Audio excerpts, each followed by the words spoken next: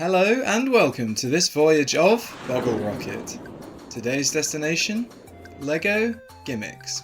A gimmick is defined as a novel device or idea designed primarily to attract attention or increase appeal. When you apply it to things like retail, and in this case toys, it's a unique or quirky feature designed to make a product stand out from its competitors. Another term which fits perfectly to today's discussion is novelty, a small and inexpensive toy or ornament. I might be showing my age here, but we're talking Scoobies, Go-Go's, Pogs, a stick it in your pocket and take it to school kind of toy. Somewhat more recently, toys like those bubble poppers and fidget spinners. Which gets us onto today's topic, Ninjago. In terms of LEGO, historic gimmicks have included things like the Bionicle gear functions and later the integrated Knight's Kingdom ones, along with present-day flick-fire missiles or hidden side and video style app functionality. Basically anything which deviates from the standard blocks on top of blocks construction.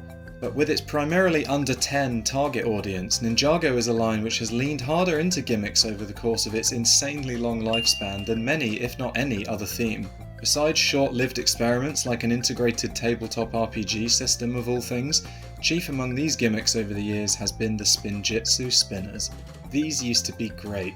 While they started off as humble spinning tops with a clunky accompanying card game, no doubt to compete with other options on the market, just like we heard in our definition of the term, they ended up riffing on Beyblade, another staple of my late 90s childhood, with an included ripcord action, and have been through many iterations over the past decade, like these catapults that set the top spinning.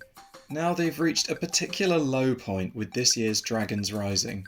The gimmick in question this time is the use of these almost marble-like and decidedly un-Lego feeling plastic balls, and these hyper-specialised housing pieces for them. The tiny grab them to keep your kid quiet sets in this wave are these 3 Dragon Power Spinjitzu spinners. And oh boy are they weak!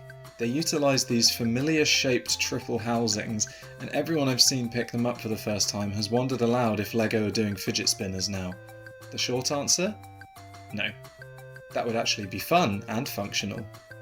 These balls don't even spin freely enough to warrant their inclusion in the first place, they just scrape along any surface you put them on. I don't know what straws the marketing team thought they were clutching at here, but these sets are also advertised as having these secondary play functions by pressing down on the side of the spinner to launch it with your finger, and it's so effective that the green one doesn't even have one. Where the others have cool moves in their titles, this one's even just called Spinjitzu Spin, because that's all it does. But we're not here entirely to rag on these sets, unfortunate as they are, because they got me thinking.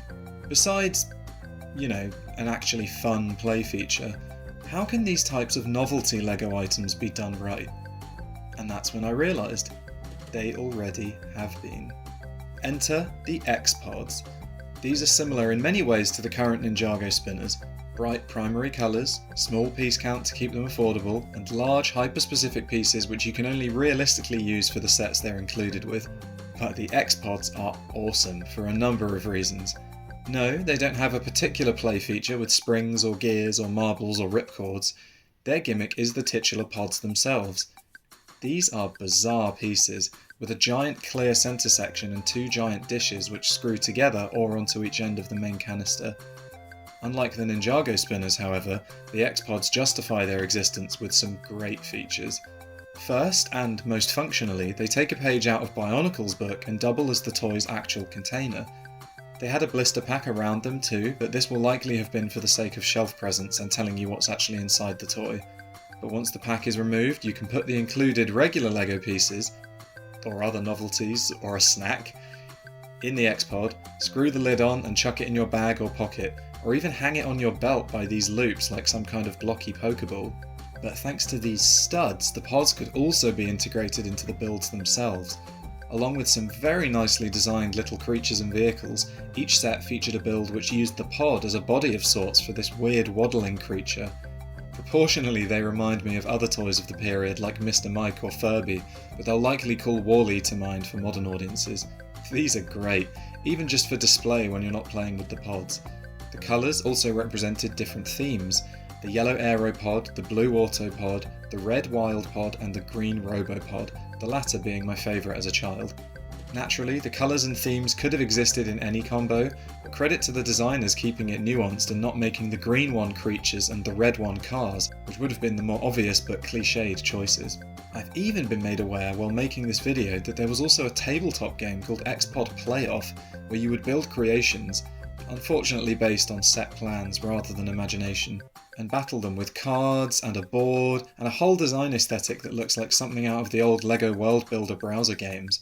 See my last video for some discussion on LEGO games like this. Above all, the Xpods encouraged creativity in line with LEGO's intrinsic values. The sets have multiple uses for their gimmick, justifying its inclusion.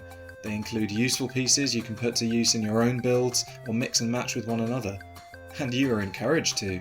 Check out these abominations made for the suggested combinations of two sets. These are just like those Bionicle Titans made of two named characters smashed together to create a multicoloured mess. It's brilliant. I distinctly remember noticing as a child that there weren't any suggestions for blue mixed with green or red and trying to make my own. How do these one-note Ninjago spinners nurture creativity or experimentation like this? But really, therein lies the difference. They don't. Now, I didn't make this video just to reminisce about the glory days which we've long since lost, or to criticise a modern LEGO knick-knack designed to occupy young children for an afternoon. But there's no denying that the Xpods build on their gimmick and surpass it, while novelties like the Ninjago spinners are nothing more than the gimmick itself. They spin, and that's it. The Xpods are a microcosm of that bygone LEGO era, tossed in the same pile as alternate builds that used to feature on the backs of the instructions for not just modern classic boxes, but all sets, even licensed ones, where creativity and a sense of wonder truly felt at the heart of even LEGO's most obvious gimmicks. I was going to finish by debating whether Xbox would sell if they were on shelves today, alongside the Ninjago spinners, but they already are in some form. The Xpods paved the way for the Creator 3-in-1 sets we know and love today, with the second wave's packaging even featuring the line's title, which is still used to this day. So at least I can rest easy knowing that we haven't entirely lost the spirit of sets like Xpods, even if their descendants have shed the gimmicks which made them so full of personality, and have instead delegated them to sets which just spin aimlessly in circles, instead of forging new paths ahead. Either way, that's all for this voyage of Boggle Rocket. Who knows where it'll go next? There's a few destinations on the horizon, and I hope you'll come along for the trip.